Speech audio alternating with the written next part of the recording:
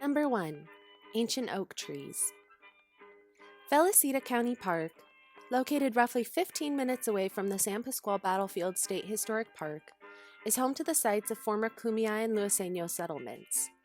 The coast live oak trees, some of which are hundreds of years old, provide acorns which, when leached and ground into flour, form an essential staple food in both the Kumeyaay and Luiseno cultures. For thousands of years, people have lived and gathered here to harvest, to prepare food, and to spend time with family members. Today, hiking trails take you through the ancient oaks, providing a glimpse into the historical landscape of San Diego County. Number 2.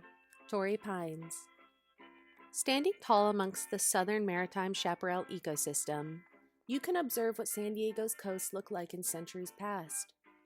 Torrey Pines State Natural Reserve is home to one of the few remaining natural populations of America's rarest pine tree, the Torrey pine. The present population of the pines are descended from the small population that survived the last ice age. The needles of the tree, the sap, and the pine nuts are important resources in Kumeyaay culture. Number 3. Adobe Homes. Old Town San Diego State Historic Park is home to many historic adobe structures. Due to the lack of lumber suitable for constructing wooden buildings, Spanish and Mexican families had indigenous laborers build their homes from sun-dried bricks, made of clay, water, hay, and various binding agents. La Casa de Carrillo, a small, unpainted adobe building, is the oldest surviving house in San Diego. While the exact year of its construction is debated, it was most likely built prior to 1825. It is still standing today as a golf shop located on a golf course adjacent to Old Town San Diego State Historic Park. Within the park, the second oldest family home in San Diego, La Casa de Estudio, dates back to the late 1820s. Number 4. The oldest pepper tree in California.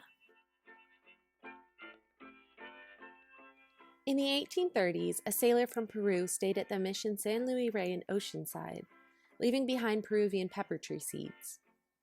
Today, the tree that grew from the seeds is still standing in a courtyard at the mission, visible to the public through an archway. While you are unable to view the tree up close unless on a private tour, the size of the pepper tree makes it easy to spot from over the gate while exploring the mission's publicly accessible grounds. Peruvian pepper trees have since spread throughout San Diego County, a living reminder of the changes that colonization had on the existing landscape of our region. Number 5. Old Ranch Buildings. In 1868, London-born Robert Daly began squatting on land in what is now Escondido, eventually building a ranch and an orchard. The remnants of buildings from the late 1870s, as well as fruit trees from the original orchard, can still be found after a short hike. Penasquitos Ranch is the site of the first private land grant in California. Captain Francisco Maria Ruiz, former comandante of the Presidio, was given this land by the Spanish crown in 1823. In 1846, as General Kearny and his army traveled south following the Battle of San Pasqual, they stopped here for food and water.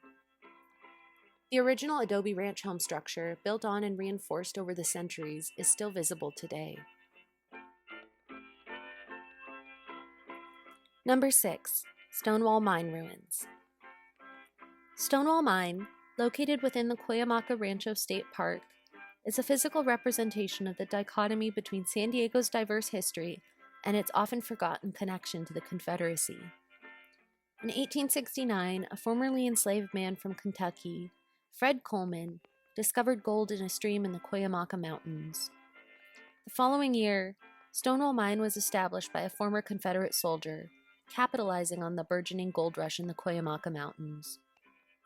Many former Confederate soldiers took up residence in the area during this time, including the Julian brothers, whom the town is named after. As a result, peaks, trails, and the mine bear the name of a Confederate general. Coleman's name lives on in the creek he discovered gold in, known today as Coleman Creek. The mine remains the site of the most profitable gold mining enterprise in San Diego County. From the discovery of gold in the streams by a man who had once been enslaved, to the profit made by former Confederate soldiers upon his findings, Stonewall Mine continues to represent the complex duality of San Diego's history. Number 7. Mission Dam. The dam and the flume that can be seen at the Mission Trails Regional Park were constructed in the early 1800s to divert water from the San Diego River to the Mission San Diego de Acala. This dam, under the orders of Franciscan missionaries, was constructed by Kumeyaay workers that had been displaced from their homes and forced to labor for the missions. The Kumeyaay had perfected the art of diverting water sources to create marshlands and ponds, but the Franciscan padres were determined to control the course of the water and create a reservoir. It remained the primary water source for the mission from the 1810s until it was destroyed by flooding in 1831. Number 8. El Campo Santo.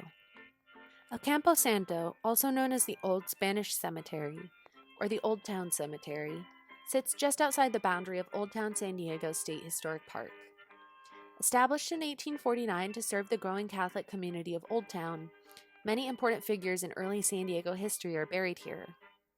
Although the cemetery appears small today, it was once much larger. Between 1849 and 1897, 477 people were laid to rest in El Campo Santo. Some were removed in 1894 when a railway was constructed, bisecting the cemetery. The railway eventually became a street, paving over many forgotten graves in the process. Oral history accounts, historic maps, and the use of ground-penetrating radar all confirm that the cemetery originally extended far outside its current boundaries. Thank you for watching.